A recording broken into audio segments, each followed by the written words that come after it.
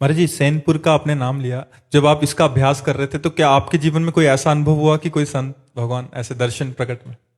एक दिन हम वहां, बहुत गरीब स्थान है, आज भी जाके कोई देख ले, बहुत बड़ा जंगल है।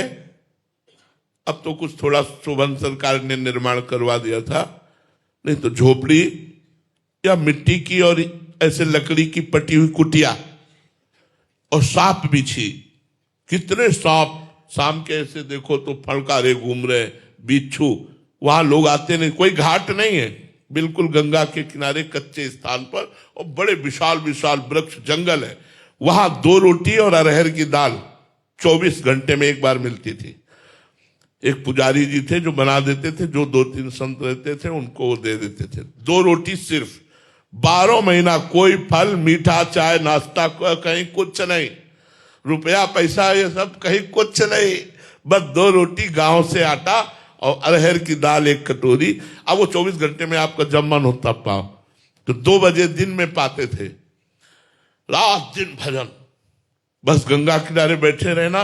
कुटिया आए तो 2 रोटी और दाल पाई, और एक बारंडा कच्चा था तो उसके नीचे लेटे। आज एक विशेष आनंद था। यही लेटे, थोड़ी देर में हमारे हाथ पैर शून्य होने लगे। अब हम ना हाथ उठा सकते हैं ना पैर उठा सकते हैं, बस आंखें खुली हैं, चेतना पूरी है, शरीर शून्य है, और दिव्य सुगंध। मेरा ये क्या हो रहा है, मतलब एक अलौकिक। इतने में देखा बिल्कुल पास ही गंगा जी, गंगा जी की धारा से एक संत भगवान, श्वेत वस्त्र धारण, श्वेत बाल, दिव्य तेज प्रकट हो रहा है। ये स्वप्न नहीं है, ये ठीक दोपहर 2 बजे के बाद की बात है, जब हम प्रसाद पाके लेते। और जैसे जैसे वो नजदीक आ रहे, वैसे वैसे सुगंध, उन्हीं के श्री अंग की सुगंध पहले आई थी, सुगंध से भर गया वातावरण। नजदीक आए और सर गोद में रखा, हम वैसे जड़ एकदम, आंख खुली है, जड़ एकदम है, ऐसे मस्तक पर हाथ फेरने लगे और एक मंत्र दिया था, एक मंत्र उच्चारण किया। बड़ी बड़ी कृपा, बड़ी कृपा, संतों की बड़ी कृपा। आज के 35-40 वर्ष गुरु नानक साहब का दर्शन गंगा किनारे हुआ, दिव्य रूप में ऐसे प्रकट हुए। एक ऐसे दुपट्टा डाले हुए थे और उसमें कुछ लिखा हुआ था, मुझे पता नहीं क्योंकि वो हमें पंजाबी का ज्ञान नहीं। एक ऐसे पट्टा सा पड़ा था और उसमें कुछ लिखा हुआ था, और बस ऐसे मुद्रा में बैठ। श्रीचंद जी का दर्शन हुआ। बड़े बड़े महापुरुषों का, संतों का कृपा पूर्वक दर्शन नाम के प्रताप से होता है।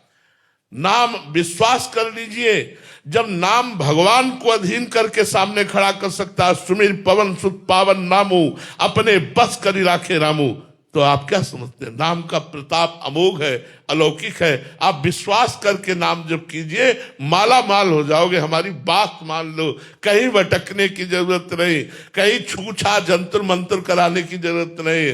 राम राम कहो, राधा राधा कहो, कृष्ण कृष्ण कहो, तुम माला माल हो जाओगे। थोड़े दिन, जब तक तुम्हारे पाप नष्ट नहीं होते तब तक विपत्ति संकट आदि हो सकता है। आप धैर्य पूर्वक सह जाओ, आगे का मार्ग बहुत आनंदमय, बहुत आनंदमय है।